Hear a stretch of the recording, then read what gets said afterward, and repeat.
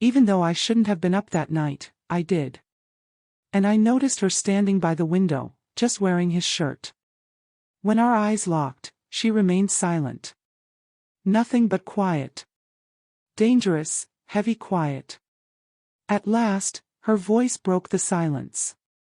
"Josh, go to bed. This is incorrect." But her eyes. Her eyes conveyed a very different message. None of it was ever requested by me.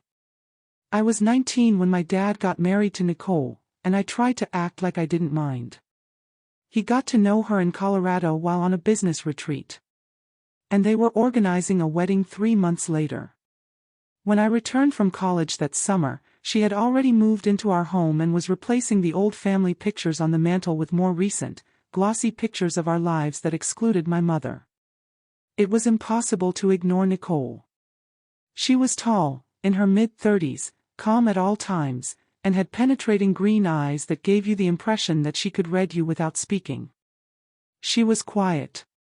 She wasn't phony. She simply was. It became considerably more difficult as a result.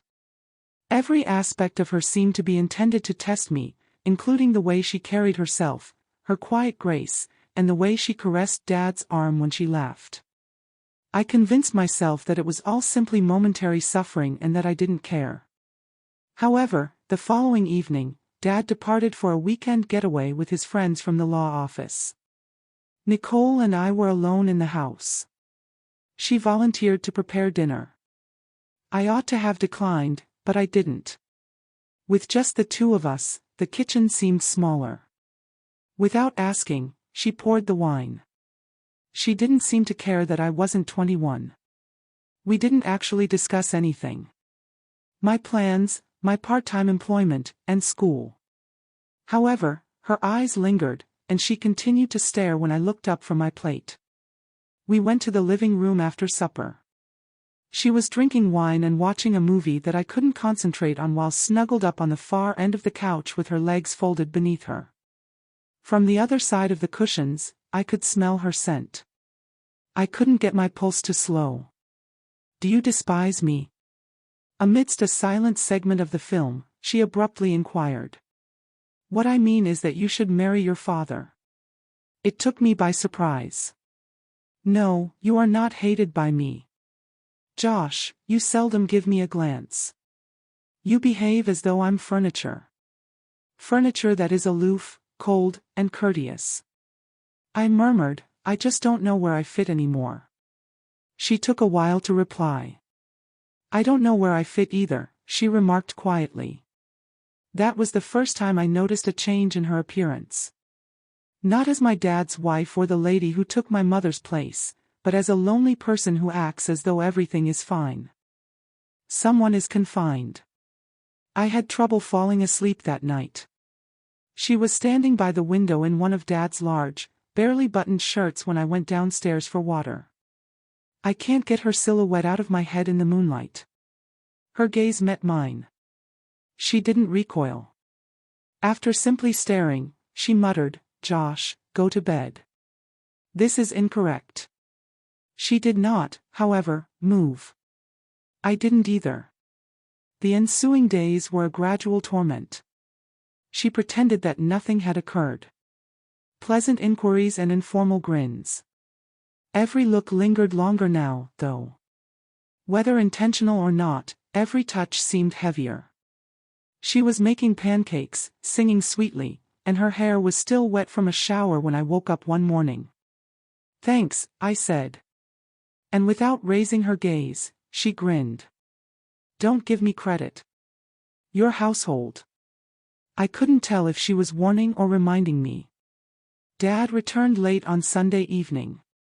When she spoke, Nicole touched his shoulder, smiled at his jokes, and gave him a kiss. She appeared to be the ideal wife. She did, however, lightly touch my arm as I passed her on my way to the refrigerator and mumbled, "Sleep okay this weekend." My heart almost stopped beating. The weeks that followed were hazy. I stayed away from her. Worked greater hours at their jobs. Stayed out late with friends, yet she would leave little things, eat, do laundry, and leave notes. Your charger is gone. A smiley face is always used as the signature. Then everything fell apart one night.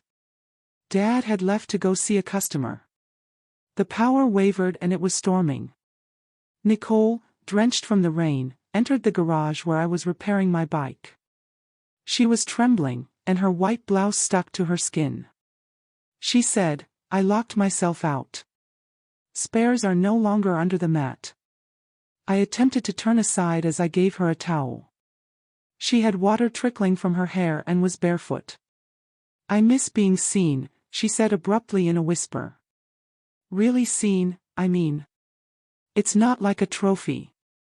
Not like a property. Just noticed." I gazed at this woman who made a concerted effort to appear flawless, whose eyes always concealed more than they revealed, and whose smiles were always calculated. Then I uttered the one inappropriate thing. "I recognize you." She took a step forward. "Close." Nearer than before. "I understand, Josh." She gave me a kiss after touching my face. There was no hurry. It wasn't disorderly. Like something that had been waiting to happen, it was silent. A confused, guilt-filled kiss. Nevertheless, it is indisputable. She was the first to pull away. This cannot occur once more. Although I didn't believe her, I nodded. She didn't say anything more before leaving. She pretended nothing had changed the following morning. She made coffee, sat next to her father during breakfast, and smiled. However, she refused to turn around when I stared at her. That was it for a time. Nothing but quiet. However, the strain persisted. I heard her sobbing in the laundry room one afternoon when I got home early from work. Uncertain, I stood at the door. Then I gently knocked.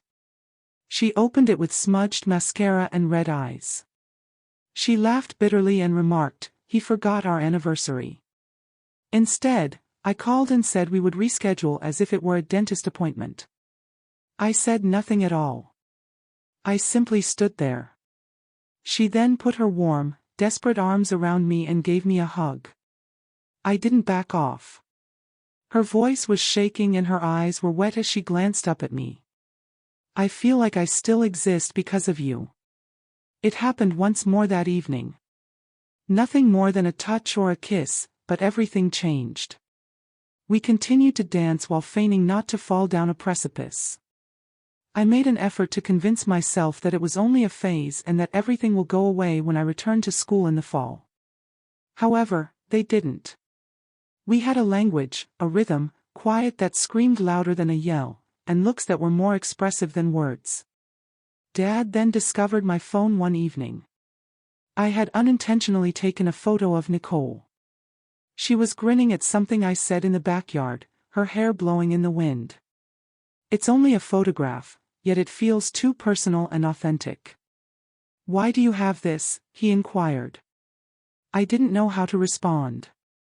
Nicole took over, claiming it was for her birthday presentation. Dad didn't believe it, but it was such a smooth lie that I nearly did. He began observing us and taking notes. Nicole withdrew, ceased communicating with me, and appeared to have forgotten everything that had transpired until the evening before my departure for college. My door was knocked on by her. She said, "I shouldn't be here." "I am aware. I apologize." "I'm not." She grinned. "Sad. Lovely." She then gave me a final kiss. "I will never forget you," she muttered.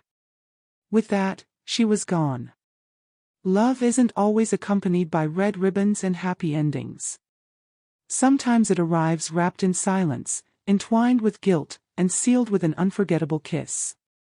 Despite saying it was wrong, she allowed it to occur. I did the same.